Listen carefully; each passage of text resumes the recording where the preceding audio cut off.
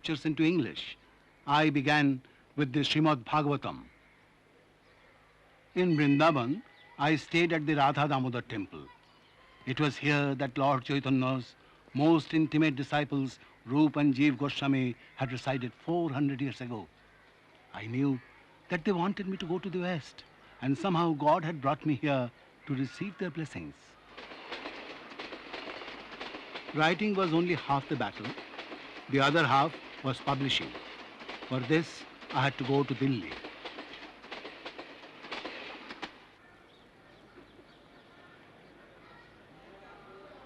In the heart of Chipiwada, near Jama Masjid, was the narrow entrance of a Radha Krishna temple. On the second floor was a room given to me by a well-wisher, Krishna Pandit. This was my office in Delhi.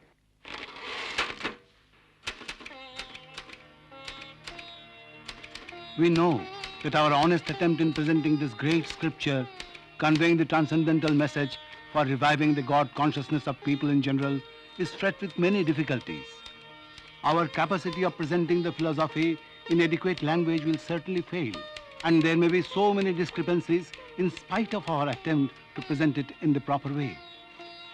But we are sure that with all our faults in this connection, the seriousness of the subject matter will be taken into consideration, and the leaders of the society will still accept this on account of its being an honest attempt for glorifying the Almighty.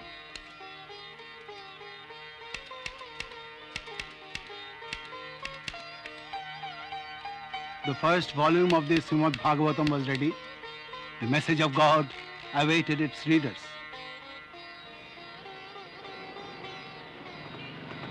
But India had changed. People were blindly imitating the West, giving up their own culture. It was such an irony. Though theoretically Indians praised their traditions, they accepted Western thoughts and way of life without hesitation in practice. In such a situation, distributing Srimad Bhagavatam was not easy.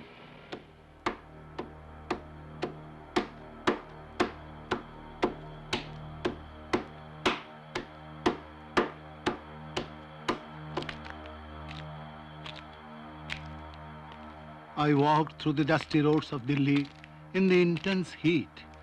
Sometimes this was difficult to bear.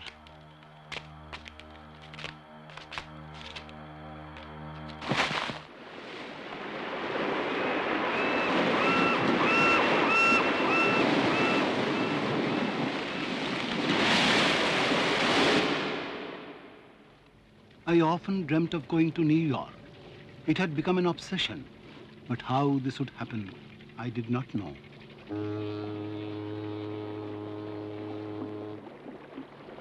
In July 1964, I was in Bombay. The aim of my coming here was to raise funds for my printing. I had visited Bombay earlier, during the days of my business. I was fairly successful then, young and well respected. But now I had come as an old renunciant, alone and poor. I attempted to arrange a meeting with Srimati Morarji, the chairman of the Scindia Steam Navigation Company, as I had heard that she helped saints and religious people. But her officers didn't allow me in. Frustrated, I waited for over 5 hours at the entrance and finally managed to catch her attention. As Srimati Morarji went through the typed manuscripts and the published volume of the Srimad Bhagavatam, I watched her with great apprehension. Suddenly she said, "All right, I will give you the aid. Whatever you want, you can get it printed."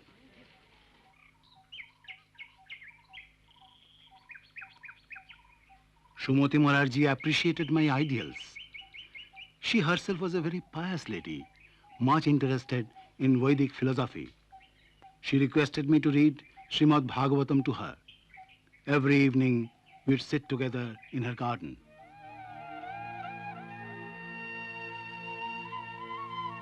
I meditate upon Lord Krishna because he is the absolute truth, the primeval cause of all causes of the creation, sustenance, and destruction of the manifested universes. He is directly and indirectly conscious of all manifestations, and he is independent because There is no other cause beyond him.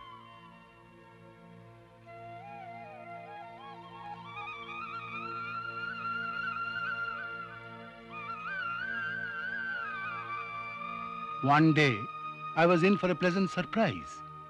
The Ministry of External Affairs informed me that my no objection certificate for going to the United States was ready.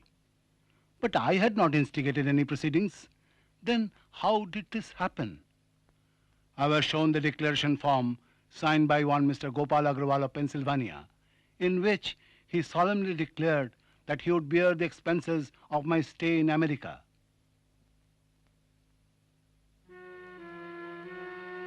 I then recollected. About 3 months ago, I had met a businessman and had mentioned to him in passing that I wanted to go to America to preach. The businessman had volunteered that he would ask his son Gopal to sponsor my visit. And now it had happened. I could not believe my eyes. No, Swamiji. I cannot give you a free ticket on my steamship. You are too old. And I doubt whether you will be able to accomplish anything. You must help me, Mrs. Morarji. Now I have a sponsor. It is a real chance to fulfill the mission of my life. You know what my secretaries think? They say you are going there to die. That is nonsense. You will see, Mrs. Morarji. I will be successful.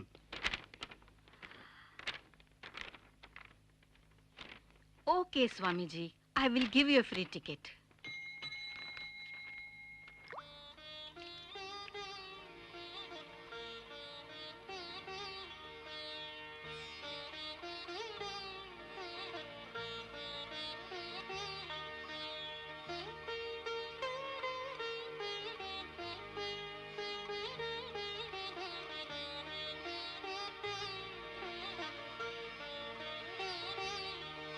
The day before my departure from Calcutta, I traveled to Mayapur to visit the Samadhi of Bhakti Siddhanta Saraswati.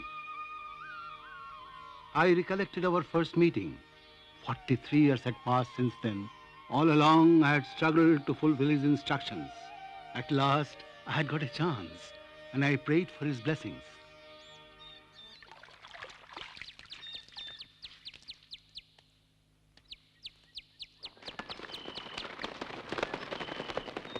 The day had arrived. Besides me in the taxi sat Shishir Bhattacharya, a singer I had met a year ago. He was not my relative, not a disciple, not even a close friend. He was just an acquaintance who was willing to help. It was such an irony. In my native city, Calcutta, where I was born and brought up, where I lived for the greater part of my life, today I had no one even to see me off.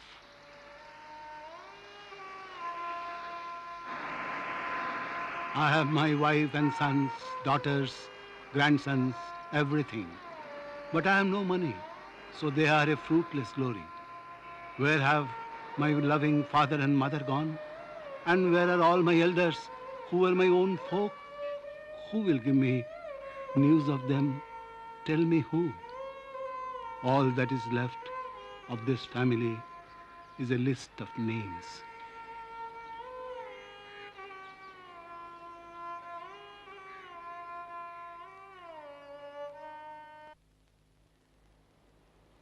Old and physically weak, I was leaving on an almost impossible mission. I realized that I was going to an unknown and probably an unwelcoming country. To be poor and unknown in India was one thing. Even in these days of degradation, when Indians, influenced by the West, were giving up their culture, it was still India. It was still the remains of Vedic civilization. Here I had been able to see millionaires, governors, the Prime Minister, simply by showing up at their doors and waiting. A saint in India was respected. The Bhagavad Gita was respected. But in America, it would be different. There had been no one, a lone foreigner.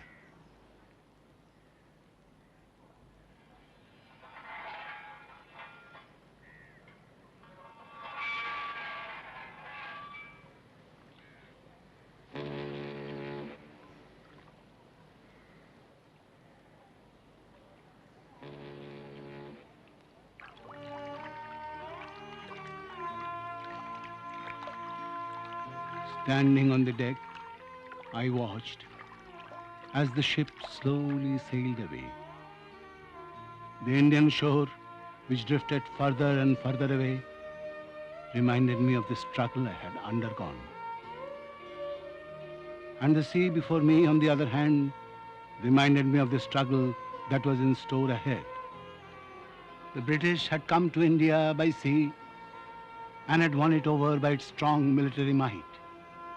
And now, also traveling by sea, I was making a humble attempt to win over the West for India, not by any weapons, but by the message of love, love of God.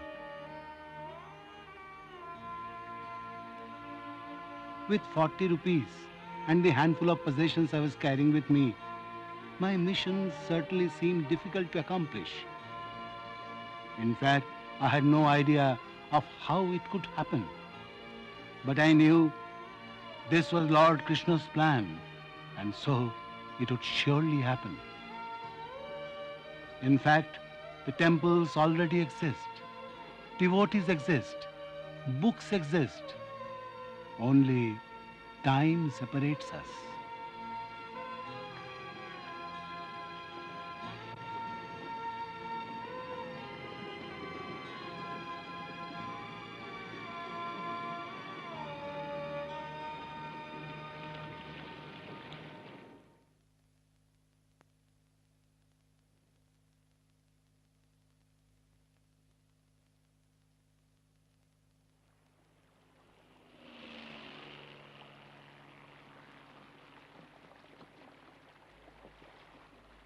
After a 37-day-long journey, during which he suffered 2 heart attacks, Prabhupada finally reached America.